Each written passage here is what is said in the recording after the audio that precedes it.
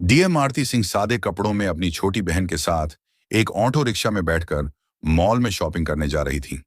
तभी रास्ते में एक चेक पोस्ट पर पुलिस ने ऑटो रिक्शा को रोक लिया। इंस्पेक्टर अशोक सिंह ने ऑटो चालक से कागजात की मांग की और कमी निकालते हुए रिश्वत की मांग शुरू कर दी। पुलिस इंस्पेक्टर ने कहा, तुम्हारे वाहन का इंश्योरेंस नहीं है, पोल्यूशन सर्टिफिकेट नहीं है, चालान तो कटेगा ही। ऑटो चालक हाथ जोड़कर बोला, साहब मुझसे गलती हो गई, कागज मेरे पास हैं लेकिन घर पर छूट गए हैं, मैं कल दिखा दूंगा, कृपया माफ कर दीजिए। इंस्पेक्टर अशोक सिंह ने सख्ती से कहा, नहीं, चालान तो कटेगा। अगर चालान नहीं कटवाना चाहते तो 2,000 रुपये दे। यह सुनकर डीएम आरती सिंह चुपचाप पूरी घटना देख रही थी। ऑटो रिक्शा वाला विनम्रता से कहता है, साहब अभी तो मैं घर से निकला हूं, दिन की शुरुआत ही हुई है, मेरे पास पैसे नहीं हैं, अभी तक मैंने एक भी रुपया नहीं कमाया है, मैं आपको कहां से पैसा दूं। पुलिसकर्मी तंज कसते हुए जवाब देता है, तुमने कल तो कमाया होगा, वह पैसा कहां गया, उन्हीं पैसों में से दे दो। ऑटो चालक ने निराश स्वर में कहा, साहब वह पैसे तो कल ही खर्च हो गए, मेरे पास सच में पैसे नहीं हैं, आप मुझे माफ कर दीजिए, आगे से ऐसी गलती कभी नहीं करूंगा, मैं हमेशा अपने कागज साथ रखूंगा। इस पूरी बातचीत के दौरान डीएम आरती सिंह, जो ऑटो के पीछे बैठी थी, चुपचाप सब कुछ देख और सुन रही थी। जब police inspector Ashok Singh auto rickshaw वाले पर रोप डालते हुए कहा, अबे गरीब भिखारी, तेरे पास 2,000 रुपये नहीं हैं, किसी भी तरह से मुझे 2,000 रुपये दे, नहीं तो तेरी ऑटो रिक्शा को जब्त कर ली जाएगी। रिक्शा वाला बोला, सर मैंने क्या किया है जो मेरी ऑटो रिक्शा आप जब्त करेंगे, मैंने कोई बड्ढा अपराध किया है जो आप मेरा ऑटो रिक्शा को जब्त करेंगे। यह सुनते ही इंस्पेक्टर आग बबूला हो गया और उस ऑटो ड्राइवर को एक थप्पड़ जड़ दिया और बोला, मुझसे जवान लड़ता है, तेरी इतनी औकात है। यह देखकर डीएम आरती सिंह को गुस्सा आ गया। वह ऑटो से उतरकर उनके पास गईं और उन्होंने पुलिस वाले से कहा, आपको इस ड्राइवर को थप्पड़ मारने का अधिकार किसने दिया? यह कोई तरीका है? यह भाई रोज मेहनत करके गाड़ी चलाता है, इसी कमाई से इसके घर का चूल्हा जलता है। अगर इससे कोई गलती हुई है तो आप इसे रिश्वत और थप्पड़ मारोगे और इसकी ऑटो को जब्त करोगे? यह कैसा कानून है? यह गरीब आदमी आपका पेट भरने नहीं आया बल्कि अपने घर का पेट पालने निकला है। उस समय डीएम आरती सिंह नीला सलवार सूट और चप्पल पहने हुए थी और साधारण कपड़ों में थी। वे अपनी बहन ललिता के लिए कपड़े खरीदने के लिए मॉल में जा रही थी। पुलिस वालों को लगा कि यह कोई आम आदमी है जो उनसे इस तरीके का सवाल जवाब कर रही है। आरती की बात सुनकर सब इंस्पेक्टर अशोक सिंह और भड़क गया। उसने तीखे स्वर में कहा, तू मुझे सिखाएगी कि मुझे क्या करना चाहिए? बीच में बोलने किसने कहा? ज्यादा बकवास मत कर, वरना तुझे भी हवालात दिखा दूंगा। मैं पुलिस हूं, चाहूं तो अभी गिरफ्तार कर लूं। ज्यादा अकड़ मत दिखा, समझी? अशोक सिंह को बिल्कुल अंदाजा नहीं था कि जिससे वह इस लहजे में बात कर रहा है वह दरअसल एक डीएम अधिकारी है। आरती ने शांत रहते हुए कहा, सर आप पुलिस वाले हैं तो क्या लोगों को लूटेंगे, गरीबों से जबरन रिश्वत लेंगे? ये जो आप कर रहे हैं ये न सिर्फ गलत है बल्कि कानून के खिलाफ भी है। आरती की बात सुनकर अशोक सिंह आपा खो बैठा। उसने गुस्से में आरती को थप्पड़ मार दिया और बोला, तू मुझे कानून सिखाएगी? तुझे उसी वक्त से देख रहा हूं, बहुत ज्यादा बड़बड़ा रही है। तुझे लगता है कि तुझे मुझसे ज्यादा कानून आता है। ज्यादा गुस्सा मत दिला, वरना तुझे और तेरी बहन ललिता दोनों को जेल में सड़ा दूंगा। चलो जल्दी, ऑटो लेकर भागो यहां से। ऑटो चालक ये सब देखकर डर के मारे चुप था। वहीं आरती ने अपने गुस्से को काबू में रखा। वह जानबूझकर अपनी पहचान उजागर नहीं कर रही थी, क्योंकि वह देखना चाहती थी कि सब इंस्पेक्टर अशोक सिंह कितनी हद तक गिर सकता है। फिर वह ऑटो रिक्शा पर बैठे। कुछ देर बाद ऑटो ने उन्हें कपड़ों की मॉल पर उतार दिया। आरती ने अपनी बहन ललिता को अंदर ले जाकर उसके लिए सुंदर सुंदर कपड़े खरीदे।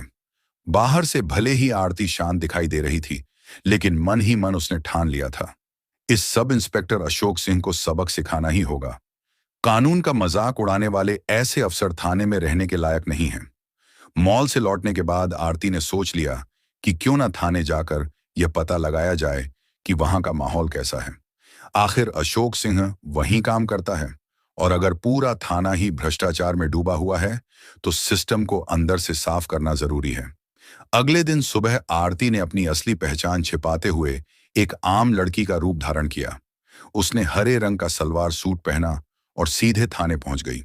थाने में प्रवेश करते ही उसकी नजर सामने की कुर्सी पर बैठे इंस्पेक्टर राजेंद्र मिश्रा पर पड़ी। वह आराम से पंखा झलते हुए मोबाइल पर बात कर रहा था। आरती सीधी उसके पास गई और बोली, सर मुझे एक रिपोर्ट लिखवानी है।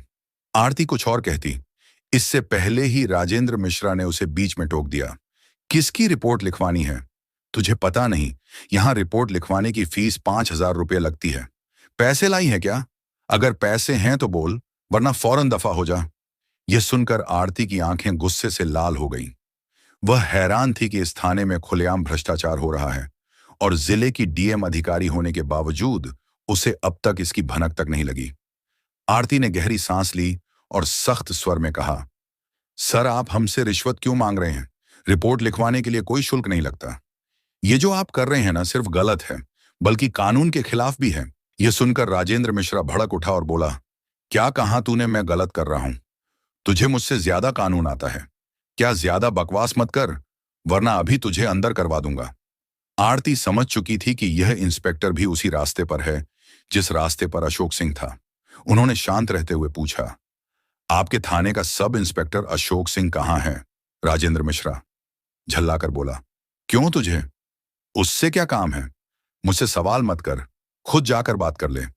आरती ने फिर कहा, सर आप रिपोर्ट लिखिए, वरना मैं आपके खिलाफ एक्शन लूंगी।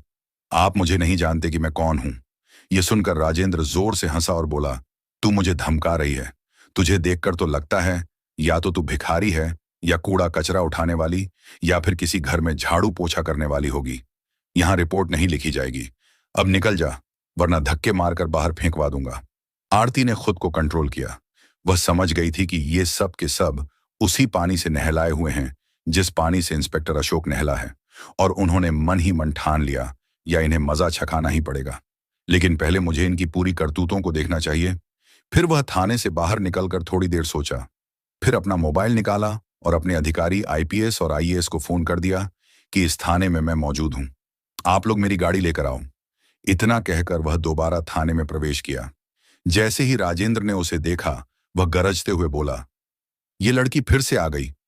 तुझे समझ में नहीं आता, चल तुझे सबक सिखाता हूं। अब तो लगता है तुझे जेल में डालना ही पड़ेगा। राजेंद्र मिश्रा ने गुस्से से कहा। आरती ने बिना घबराए धीमी मगर स्पष्ट आवाज में जवाब दिया, सर मुझे सिर्फ रिपोर्ट लिखवानी है। आप रिपोर्ट दर्ज कीजिए। अगर आप ही जनता के साथ ऐसा बर्ताव करेंगे तो हम न्याय की उम्मीद किससे करेंगे? मगर मिश्रा फिर वही रट दोहराने लगा, मैंने कहा ना रिपोर्ट लिखवानी है तो 5,000 रुपये निकालो। बिना पैसे यहां कुछ नहीं होगा। बार बार परेशान मत कर, वरना धक्के मारकर बाहर फेंक दूंगा। आरती मन ही मन सोच रही थी, कितने नीचे गिर चुके हैं ये लोग। इन्हें इतना भी नहीं मालूम कि किसी महिला से कैसे बात की जाती है। वह हल्की मुस्कान के साथ बोली, देखिए सर, आप रिश्वत क्यों मांग रहे हैं? कानून में कहीं नहीं लिखा कि रिपोर्ट दर्ज करने के लिए जनता से पैसे लिए जाएं। आप साफ साफ कानून तोड़ रहे हैं। अगर आपने रिपोर्ट दर्ज नहीं की तो मैं आपके खिलाफ सख्त कार्रवाई करूंगी। आप खुद को बड़ा अधिकारी समझते हैं, लेकिन आपको अंदाजा भी नहीं कि आपके साथ आगे क्या होने वाला है। यह सुनकर मिश्रा बुरी तरह तिलमिला गया। उसने 2 सिपाहियों को इशारा करते हुए आदेश दिया, इस लड़की को बाहर निकालो और सबक सिखाओ। ये ऐसे नहीं जाएगी। दोनों सिपाही आरती की ओर बढ़े ही थे हाथ पकड़ने को कि तभी थाने के दरवाजे से कड़क आवाज गूंजी, रुको! सबकी नजरें दरवाजे की तरफ घूम गईं और वहां खड़े देखकर सभी दंग रह गए। अंदर आ चुके थे आईएएस और आईपीएस अफसरों का दल, जो डीएम आरती को बुलाने आया था। उनके पीछे कुछ और वरिष्ठ पुलिस अधिकारी भी थे। उनमें से एक ने गुस्से में राजेंद्र मिश्रा पर नजर डालते हुए कहा, बेहुदे इंस्पेक्ट, ये क्या कर रहे हो तुम्हारी? अब भी इसी वक्त वर्दी उतर जाएगी और जिंदगी भर जेल में सडीडीड होगे। ये सुनते ही मिश्रा के हाथ पांव कांपने लगे, माथे से पसीना टपकने लगा। हकलाते हुए उसने सफाई देनी चाहिए, साहब, ये लड़की। लेकिन इससे पहले कि वह बात पूरी करता, आरती आगे बढ़ आई। उसका चेहरा अब और भी तेज और दृढ़ लग रहा था। वह गूंजती आवाज में बोली, चुप रहो मिश्रा, ये लड़की नहीं, मैं जिले की डीएम हूं और मैंने अपनी आंखों से देख लिया है कि यहां आम जनता के साथ कैसा व्यवहार किया जाता है। तुम्हें लगता है कि यह थाना तुम्हारी निजी जागीर है। अब समझ आएगा असली कानून क्या होता है। थाने का माहौल बदल चुका था। सिपाही एक दूसरे का मुंह देखने लगे। जिन दो सिपाहियों ने अभी अभी आरती को पकड़ने की कोशिश की थी, वे डर के मारे पीछे हट गए। आईएएस अधिकारी ने गुस्से में टेबल पर जोर से हाथ मारा और आदेश दिया, कांस्टेबल, तुरंत इंस्पेक्टर मिश्रा को हिरासत में लो, अभी इसी वक्त। एक क्षण की भी देरी बर्दाश्त नहीं होगी, वरना अंजाम तुम जानते हो। पूरा थाना सन्नाटे में डूब गया। जो मिश्रा कुछ देर पहले शेर की तरह दहाड़ रहा था, वही अब हाथ जोड़कर गिड़गिड़ा रहा था। वह आरती की तरफ देखकर रोते हुए बोला, मैडम मुझसे गलती हो गई, एक मौका दीजिए, मेरी नौकरी चली जाएगी। लेकिन आरती की आंखों में जरा भी नरमी नहीं थी। उसने ठंडे और कठोर स्वर में कहा, गलती तब गलती होती है जब वह एक बार हो। तुम्हारा अपराध गलती नहीं, आदत है, और इसकी सजा तुम्हें मिलकर ही रहेगी। जनता की आवाज दबाना, कानून का मजाक उड़ाना और महिला का अपमान करना अपराध होता है, गलती नहीं। डीएम आरती कठोर शब्दों में अपने अधिकारी आईपीएस को बोली, इन्हें तुरंत के तुरंत सस्पेंड करो और उनके हाथों में हथकड़ियां लगाओ। यह सुनकर आईपीएस अधिकारी ने इशारा किया और दो सिपाही आगे बढ़कर इंस्पेक्टर राजेंद्र मिश्रा को हथकड़ी पहनाने लगे। थाना परिसर में मौजूद बाकी पुलिसकर्मी सर झुकाकर खड़े थे। जैसे ही मिश्रा को ले जाया गया, तभी थाने के दरवाजे से अचानक इंस्पेक्टर अशोक थाने के मेन गेट से अंदर आया। उसके चेहरे पर घबराहट थी, लेकिन वह हालत को समझे बिना ही अंदर चला आया। जैसे ही उसने डीएम आरती को सामने खड़ा देखा, उसके होश उड़ गए और उसके चेहरे पर वही सीन घूम गया जब सड़क पर उसने ऑटो वालों का चालान काटते वक्त आरती को आम लड़की समझकर थप्पड़ जड़ दिया था। उसे दिन उसे लगा था कि बस एक मामूली वाक्य है, लेकिन आज वह समझ गया कि उसके सामने वही लड़की और उसके पीछे आईएएस आईपीएस बड़े बड़े अधिकारी क्यों खड़े हैं। उसके मन में चलने लगा कि मैंने जिसे थप्पड़ मारा था, उसने डीएम ऑफिस में कंप्लेंट की होगी, इसलिए अधिकारी यहां जांच पड़ताल करने के लिए आए हुए हैं। तभी इंस्पेक्टर अशोक बूंद बुदाते हुए कांपते आवाज में उन बड्ढे अधिकारी से बोला, सर ये लड़की एक नंबर की लफंगी है। जब मैं एक ऑटो वाले का चालान काट रहा था तो यह मुझसे भिड्डेंच गई और मुझे थप्पड़ मारने लगी। तो मैं इसे कुछ भला बुरा कहा तो यह डीएम ऑफिस में जाकर कंप्लेंट कर दी, जिससे आप लोगों ने यहां आकर राजेंद्र मिश्रा को गिरफ्तार कर लिया। बल्कि आप लोगों को इस लड़की को गिरफ्तार करना चाहिए था। यह बात सुनकर पुर थाने में सन्नाटे छा गए, मानो कुछ बड़ा होने वाला है। तभी आईपीएस अधिकारी गुस्से में एक एक थप्पड़ अशोक के गाल पर लगा दी और कड़क आवाज में बोले, इंस्पेक्टर अशोक, तुम हद में रहो। तुम जिनके बारे में बोल रहे हो, तुम नहीं जानते कि यह महिला कौन है। ये बातें सुनते ही इंस्पेक्टर अशोक की मानो दिल का दौरा पड़ गया हो।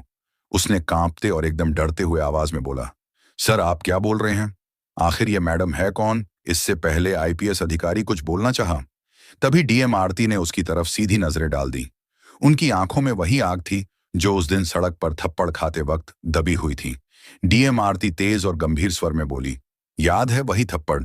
आज तुम्हें अपनी पूरी जिंदगी पर भारी पड़ने वाला है। इंस्पेक्टर अशोक, उस दिन तुमने सोचा होगा कि एक आम लड़की को नीचा दिखाकर तुम जीत गए, लेकिन असलियत यह है कि उस थप्पड़ ने मेरी आत्मा को नहीं, बल्कि तुम्हारे पूरे सिस्टम की गंदगी को उजागर कर दिया। तुमने सिर्फ मुझे नहीं मारा था, बल्कि उस जनता की आवाज को मारा था जो तुमसे न्याय की उम्मीद करती है। थाने के भीतर ऐसा सन्नाटा पसर गया मानो किसी ने सबकी आवाज छीन ली हो। अशोक का चेहरा पल भर में फीका पड़ गया था।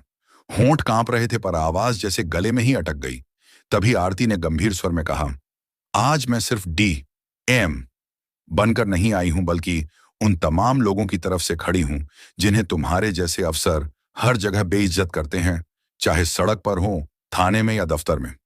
तुझे लगा था कि वर्दी पहन ली तो खुद को भगवान समझ सकता है, लेकिन आज तुझे पता चलेगा कि कानून सबके लिए बराबर है, पुलिस वालों के लिए भी। बस इतना कहकर आरती ने टेबल पे एक तगड़ा थप्पड़ मारा। डर के मारे सब चौंक गए और चिल्लाई, कांस्टेबल इंस्पेक्टर अशोक को गिरफ्तार करो, वर्दी उतारो और सस्पेंशन की रिपोर्ट अभी बनाओ। आईपीएस अफसर ने बिना एक सेकंड गंवाए इशारा किया। दो सिपाही आगे बढ़े, अशोक के हाथ में हथकड़ी डाल दी। बेचारा बुरी तरह कांप रहा था। गिड़गिड़ा के बोला, मैडम प्लीज माफ कर दीजिए, गलती हो गई, मैं पहचान नहीं पाया था। लेकिन आरती ने उसकी बात बीच में काट दी। कानून किसी की पहचान नहीं पूछता इंस्पेक्टर, सबके लिए बराबर है। तेरी माफी से जनता का दर्द कम नहीं होगा, अब अदालत तय करेगी। पूरा थाना सुन रहा था। पहली बार सबके दिमाग में ये बात घर कर गई। अब इस जिले में जो भी जनता पर जुल्म करेगा, उसकी जगह सिर्फ सलाखों के पीछे है। राजेंद्र मिश्रा और अशोक को हथकड़ी पहनाकर बाहर लाया गया तो बाहर खड़ी भीड़ में हलचल मच गई। लोग एक दूसरे से फुसफुसा रहे थे, यकीन ही नहीं हो रहा था।